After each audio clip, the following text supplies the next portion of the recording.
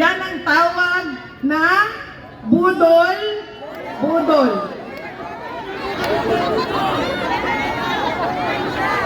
Sa Binisaya pa, bot-bot.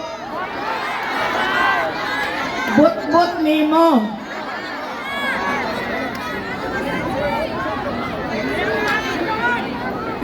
Si Tambaloslos, taga-Tacloban ko dito sa distrito nila sa Kongreso nila dito. Kinsay taga-Tacloban ka rin? Matay lang mo ha? Dito pa mo ng Gumaldes.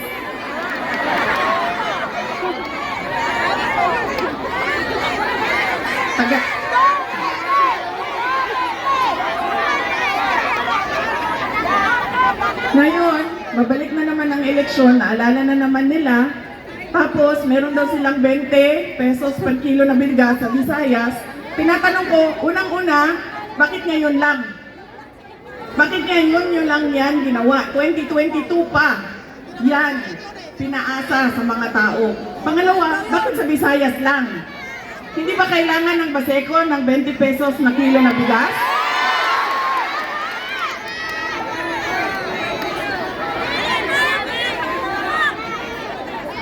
Sinasabi nila, crab mentality daw. Sinasabi ng Department of Agriculture, ano ba sinabi niya? Hindi ko na binasa. Sabi niya, nabasa ko lang, mataas ang respeto ko sa kanya. Malaki ang respeto ko sa kanya, sa akin daw. Ako wala akong respeto sa kanya. Dahil merong picture ang intelligence group.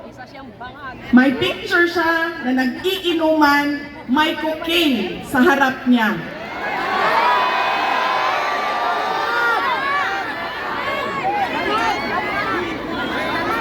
Tanong nyo,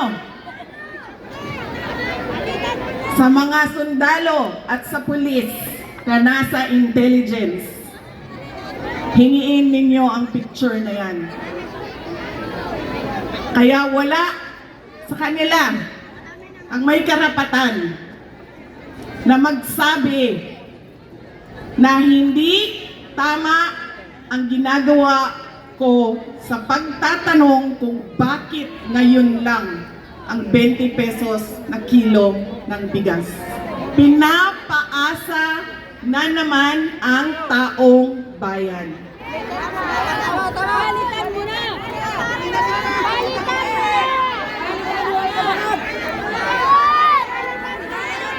Yan ang problema natin, di ba?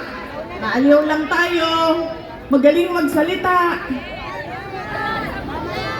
Automatic na, in-endorse ni Inday Sara, pasaylo Automatic na. Pangalawang pagkakamali nating mga Pilipino kapag pumipili tayo ng kandidato, ng leader natin. Kapag galing sa pamilya ng mga politiko, malaking pamilya ng politiko, ay automatic ang boto natin. Tama. Hindi dahil Duterte yan na nakatayo sa harap ninyo, ay automatic ang boto ninyo. Tinatanong ninyo dapat, ano ba ang abilidad at kapasidad ng taong ito? Narinig ko kanina, ang ating Yorme nagsabi, nag-utang siya para sa mga proyekto. Noong ako ay mayor ng Davao City, ang ginawa ko naman ay nagbayad ako ng utang. Ginawa kong debt-free ang Davao City. Pero sinasabi ko sa inyo, hindi mali ang mangutang.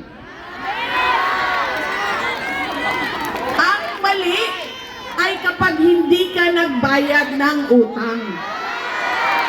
Pero kapag nagbabayad ka ng utang mo, walang mali doon.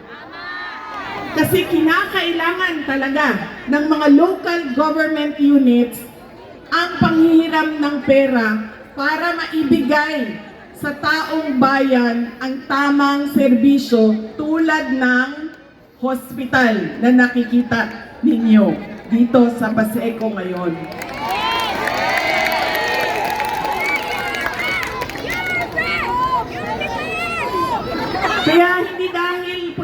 na pamilya yan. Hindi dapat automatic ang boto. Pangatlo, na pagkakamali natin na mga botante ay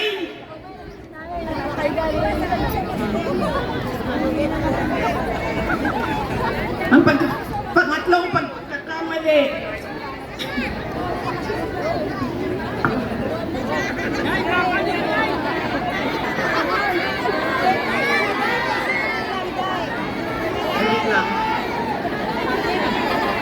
karat akong tutun lang. Thank you. Ang pangatlong pagkakamali natin sa pagpili ng ating mga politiko at mga leader ay yung binibenta natin ang boto natin. Ipinagpapalit natin ang boto natin sa kung sino ang nagbibigay ng pera sa atin. Nangangampanya ako simula noong 1 linggo, umiikot ako, tinatanong ko ang mga tao, magkano ba binibigay sa inyo? Sa iba't ibang, ano yan? Anong ganito? Magkano ba ang binibigay sa inyo? Burger ba ito?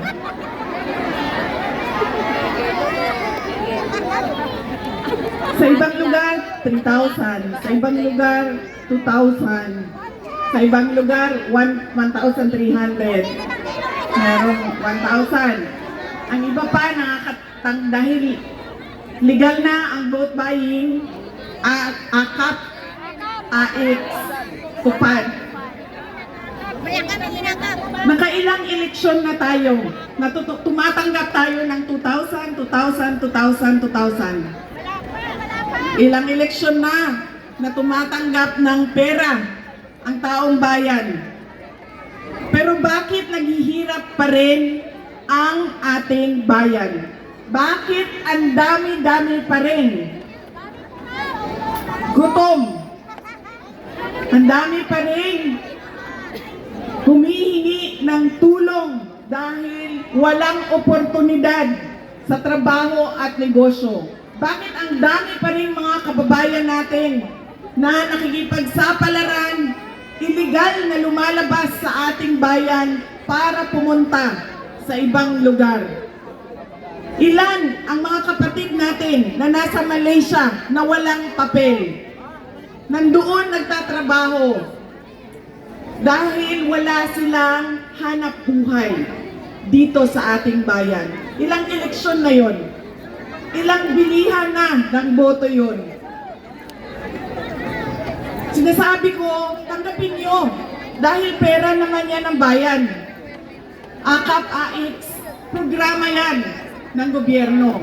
Pero pag-isipan nyo yung boto at kanino ninyo ibibigay ang boto ninyo.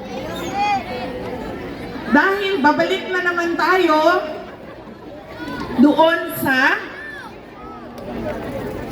boto ko na lang kasi naaalala ko siya dahil napatawa niya ako, sumayaw siya sa harap ko. Alam nyo, kami sa Davao City, hindi kami naglalagay ng pera para sa pagbili ng boto. Dahil nawawala ang respeto ng tao sa isa't isa. Nawawala ang respeto ng leader sa tao, nawawala ang respeto ng tao sa leader. Nagiging transactional ang relasyon ng mga leader at ng mga kababayan natin. Kaya ang nangyayari sa amin, at alam to ng mga taga Davao City, at ilang beses ko na to binanggit sa COMELEC, sa kawalan natin ng biometrics at automated voters list.